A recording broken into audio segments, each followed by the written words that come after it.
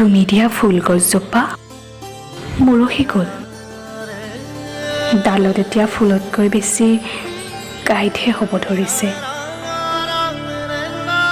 বুজিব পাৰিছোঁ এতিয়া তোমাৰ মৰমবোৰ যে কমি গৈছে।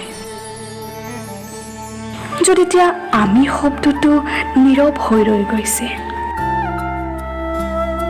চোৱাচোন, ফাগুনী বতাহজাকে লুকাই হাঁহিছে। সেই ফাগুনী বতাহজাকে মোক ক'বলৈ বাধ্য কৰাইছে যে মই তোমাক বহুত ভাল পাওঁ। তুমি সেই ফাগুনী বতাহৰ এটি মিঠা অনুভৱ।